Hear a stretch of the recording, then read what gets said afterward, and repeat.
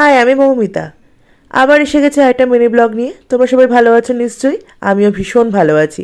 তো সকাল সকাল ঘুম থেকে উঠে রেডি হয়ে গেছি। আমি আমার শাশুড়ি মাকে নিয়ে বেরিয়ে গেছিলাম।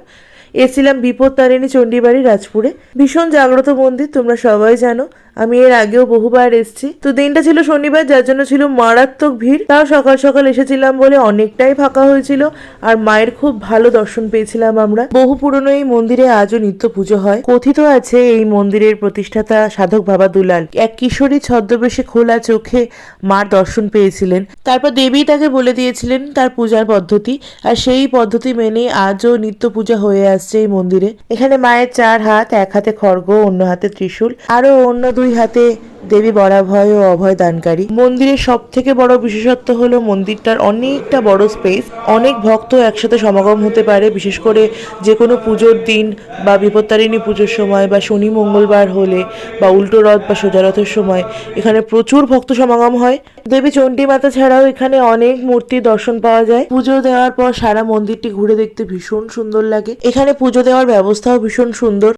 সর্বোপরি বিপত্তারিণী বাড়ি এসে নিজের মনে অনেক শান্তি অনুভব করা যায়।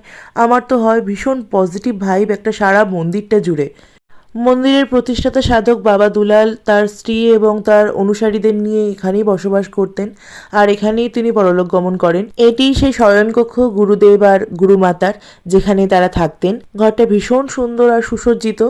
আগে এটা খোলা ছিল না, ভেরি রিসেন্ট এটা ওপেন হয়েছে সর্বসাধারণের জন্য। উপরের তলায় আরও একটি সংগ্রহশালা আছে, যেটি গুরুদেব আর গুরুমায়ের ব্যবহৃত জিনিসপত্র, জামাকাপড়, আরও অনেক কিছু ব্যবহৃত জিনিসপত্র রাখা। মন্দিরে আছে এই একটি পুকুর, যে পুকুরটায় মাছ একদম গিজগিজ করছে। এত মাছ, আমি জানি না এখান থেকে কতটা বোঝা যাচ্ছে, কিন্তু পুকুরটা পুরো কালো হয়ে আছে মাছে। এবার দেখো বুঝতে পারবে, যেগুলো যেগুলো উঁচু হয়ে আছে সেগুলোই পুকুরে মাছ। এখানে দাঁড়িয়ে থাকলেই সময়টা কেটে যায় আর মনটা ভীষণ ভালো হয়ে যায়।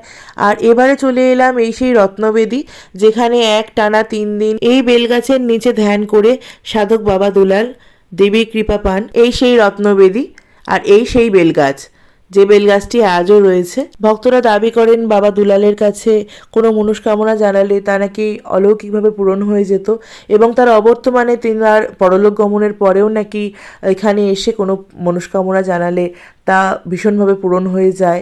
আর এখানে একটি ফোয়ারা আছে, যেটা রাত্রে করে লাইট জ্বলে আর চলে, যেটাও ভীষণ সুন্দর। তারপর আর কি ঘুরে ফিরে বাড়ি চলে এলাম। আশা করি তোমাদের ভালো লেগেছে। মায়ের কৃপায় তোমরা সবাই ভালো থেকো।